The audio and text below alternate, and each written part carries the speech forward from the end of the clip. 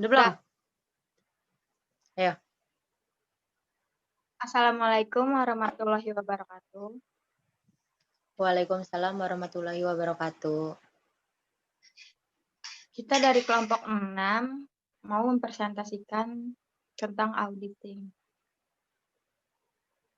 Di sini ada tujuan audit.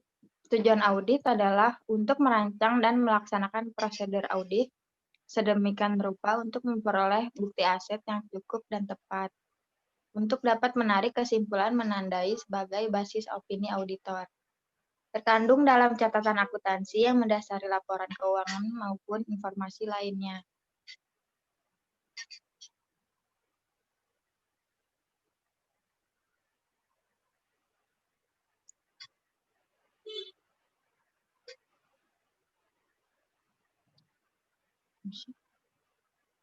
Bukti audit diperlukan untuk mendukung opini dan laporan auditor. Bukti audit ini memiliki sifat kumulatif dan terutama diperoleh dari prosedur audit yang dilaksanakan selama proses audit.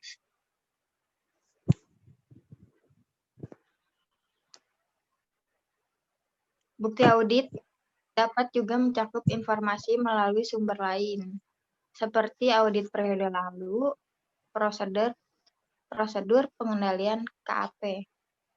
Audit periode lalu dengan syarat audit telah menentukan apakah telah terjadi perubahan sejak periode audit yang mungkin relevan terhadap periode audit. Prosedur pengendalian KAP untuk penerimaan dan keberlanjutan klien. Informasi yang digunakan bukti audit.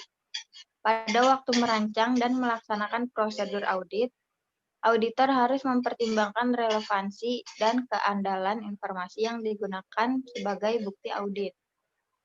Informasi yang digunakan sebagai bukti audit telah disusun dengan menggunakan pekerjaan pakar manajemen auditor sejauh diperlukan. Harus mempertimbangkan signifikansi pekerjaan pakar tersebut untuk tujuan auditor dengan 1. Mengevaluasikan kompetensi, kapabilitas, dan objektivitas kapasitas tersebut. Yang kedua, memperoleh pemahaman atas pekerjaan pakar. Yang ketiga, mengevaluasi kesesuaian pekerjaan pakar tersebut sebagai bukti audit untuk asersi yang relevan. Informasi yang digunakan bukti audit.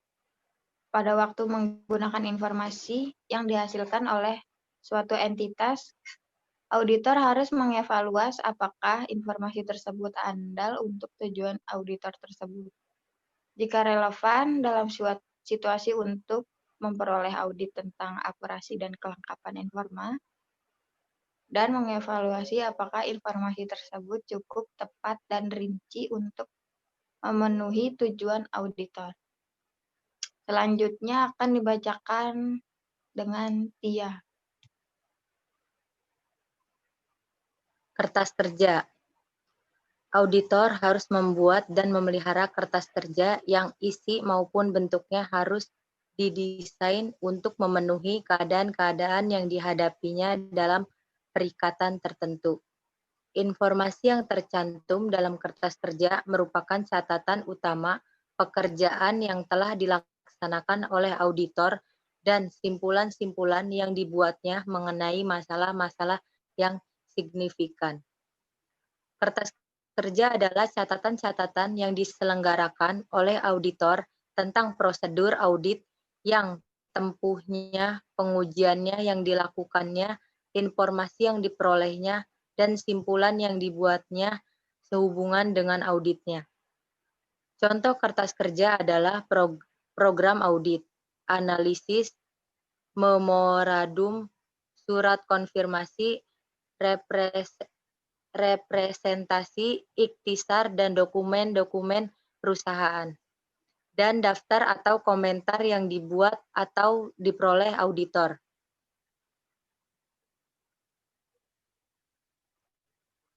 Faktor-faktor yang mempengaruhi pertimbangan auditor. Yang pertama, sifat perikatan auditor. Yang kedua, memperoleh pemahaman atas pekerjaan pakar. Yang ketiga, sifat laporan keuangan, daftar, dan keterangan yang perlu bagi auditor dalam laporan. Yang keempat, sifat dan kondisi catatan klien. Yang kelima, tingkat resiko pengendalian taksiran. Yang keenam, kebutuhan dalam keadaan tertentu untuk mengadakan survisi dan review atas pekerjaan yang dilakukan para asisten. Fungsi dan sifat kertas kerja. Yang pertama, menyediakan penunjang utama bagi laporan auditor, terutama representasi tentang pengamatan atas standar pekerjaan lapangan yang tersirat ditunjukkan dalam laporan auditor dengan disebutnya frasa. Yang kedua, membantu auditor dalam pelaksanaan dan survisi audit.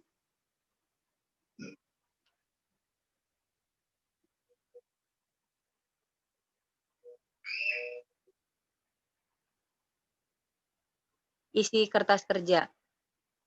Kuantitas, tipe, dan isi kertas kerja bervariasi dengan keadaan yang dihadapi oleh auditor.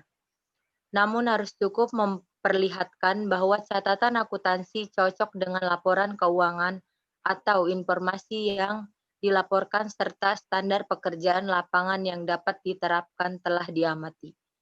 Kertas kerja biasanya harus berisi dokumentasi yang memperlihatkan yang pertama, pekerjaan telah direncanakan dan disupervisi dengan baik yang menunjukkan diamatinya standar pekerjaan lapangan yang pertama. Yang kedua, pemahaman memadai atas pengendalian intern telah diperoleh untuk merencanakan audit dan menentukan sifat saat dan lingkup pengujian yang telah dilakukan. Yang ketiga, bukti audit yang telah diperoleh, prosedur audit yang telah diterapkan, dan pengujian yang telah dilaksanakan memberikan bukti kompeten yang cukup sebagai dasar memadai untuk menyatakan pendapatan atas laporan keuangan auditan yang menunjukkan diamatinya standar pekerjaan lapangan ketiga. Kepemilikan dan penyimpanan kertas kerja. Kertas kerja adalah milik auditor, namun hak dan kepemilikan atas kertas kerja masih tunduk pada pembatasan yang diatur dalam aturan etika kompartemen akuntan publik yang berkaitan dengan hubungan yang bersifat rahasia dengan klien. Seringkali kertas kerja tertentu auditor dapat berfungsi sebagai sumber acuan bagi kliennya. Namun, kertas kerja harus tidak dipandang sebagai bagian dari atau sebagai pengganti terhadap catatan akuntansi klien. Auditor harus menerapkan prosedur memadai untuk menjaga keamanan kertas kerja dan harus menyimpan dalam periode yang dapat memenuhi kebutuhan praktiknya dan ketentuan-ketentuan hukum yang berlaku mengenai penyimpanan dokumen. Tanggal berlakunya efektif. Seksi ini berlaku efektif tanggal 1 Agustus 2001. Penerapan lebih awal dari tanggal efektifnya berlakunya aturan dalam seksi ini diizinkan. Masa transisi diterapkan mulai dari 1 Agustus 2001 sampai dengan 31 Desember 2001.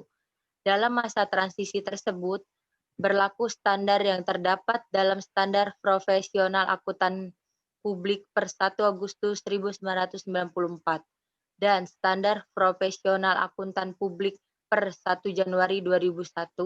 Setelah tanggal 31 Desember 2001, hanya ketentuan dalam seksi ini yang berlaku.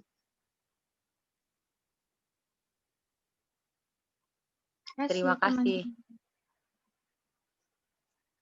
Untuk presentasi kali ini cukup sampai di sini. Terima kasih sudah menonton. Assalamualaikum warahmatullahi wabarakatuh.